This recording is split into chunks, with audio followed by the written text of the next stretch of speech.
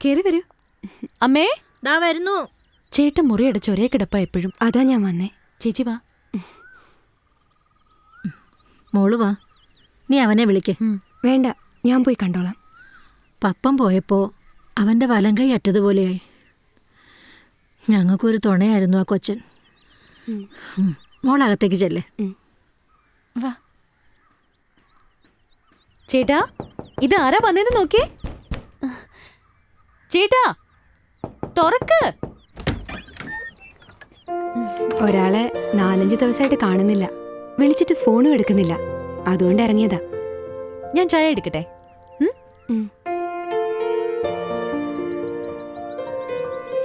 നീ ഓഫീസിൽ വരാതായിട്ട് എത്ര ദിവസമായി? നീ ഇല്ലെങ്കിൽ പിന്നെ അവിടെ ആരും ഇല്ലാത്ത പോലെ. എനിക്ക് മാത്രമല്ല, എല്ലാവർക്കും. പുറത്തിറങ്ങാനേ തോന്നണില്ലേ നീതു.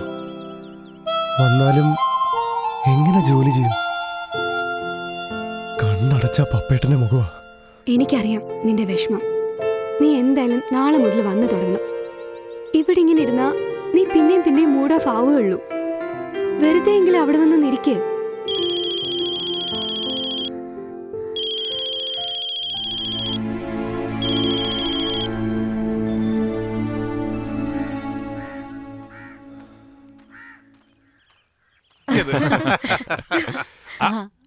എത്തിയോ? നിന്നെ കാണാൻ ആരൊക്കെയാ വന്നിരിക്കുന്നേന്ന് നോക്കി. ഞങ്ങള് രണ്ടുപേരും കൂടി ഇങ്ങ് പോന്നു. അല്ല, നിങ്ങളെങ്ങനെ വിട്ടാ പറ്റില്ലല്ലോ. ഞങ്ങളെ നിങ്ങളുടെ കല്യാണക്കാരും പറഞ്ഞോണ്ടിരിക്കുക. ഇതിങ്ങനെ നീട്ടിക്കൊണ്ടുപോകേണ്ട കാര്യമൊന്നുമില്ലല്ലോ. ഇതങ്ങ് നടത്തിയാൽ ഞങ്ങൾക്ക് സ്വസ്ഥമായിട്ടിരിക്കാം. ഇവനാണെങ്കി എത്രയും പെട്ടെന്ന് നടത്തണമെന്നാ. അവന്റെ പ്രൊബേഷൻ പീരീഡ് അടുത്ത മാസം കഴിയും. ഏതെങ്കിലും ഒരു ജോത്സ്യനെ കണ്ട് ദിവസം കുറിച്ചാ നിശ്ചയം അങ്ങ് നടത്താം. താമസിയാതെ കല്യാണവും. ഇപ്പോഴത്തെ പിള്ളേരുടെ കാര്യമല്ലയോ.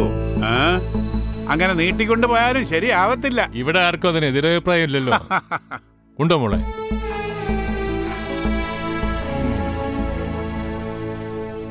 നീ എന്തിനാ മോളെ ഞങ്ങളോട് ഇങ്ങനെയൊക്കെ പെരുമാറുന്നത്? നിന്റെ നല്ല ഭാവിക്ക് വേണ്ടിയല്ലേ ഞങ്ങൾ ഇതൊക്കെ പറയുന്നത്. അതെന്താ നീ മനസ്സിലാക്കാത്തത്? അതിനിപ്പോ ഞാൻ എന്ത് ചെയ്തെന്നാ? നീ ഒന്നും ചെയ്യണ്ട, പറയുന്നത് അങ്ങോട്ട് അനുസരിച്ചാ മതി. നീ കാരണം നിന്റെ ഡാഡിയുടെ തല കുനിയാൻ ഇടവരുത്തരുത്. ഞങ്ങൾക്കറിയാം ഇപ്പൊ നിന്റെ മനസ്സിൽ എന്തോ കയറി കൂടിയിട്ടുണ്ട്. അവൻ നിന്നെ മയക്കിയെടുത്തതാ. മമ്മി, സന്തു അങ്ങനൊന്നും. അപ്പൊ ഞാനറിഞ്ഞത് സത്യം തന്നെയാ. മമ്മി എന്തറിഞ്ഞെന്നാ? മോളെ, ഇവന്മാരുടെ ഒന്നും മനസ്സിലിരിപ്പ് നിനക്ക് അറിയില്ല. ഇവിടെ കുറെ സ്വത്തുണ്ടെന്ന് എല്ലാവർക്കും അറിയാം. അതിൽ അവന്റെയും കണ്ണ്. നിനക്കത് ഇപ്പം മനസ്സിലാവില്ല.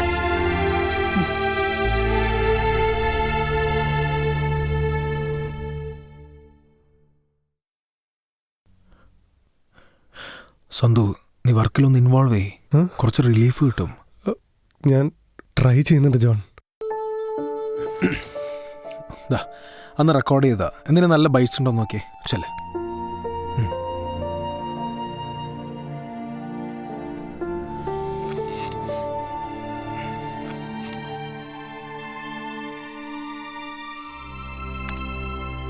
സുമംഗലി നീ ഓർമ്മിക്കുമോ? എനിക്കിത് കേട്ടു നിൽക്കാൻ പറ്റുന്നില്ല ജോൺ. എനിക്ക് എന്തോ പോലെ പപ്പേട്ട മരിച്ചു എന്ന് വിശ്വസിക്കാനേ പറ്റുന്നില്ല.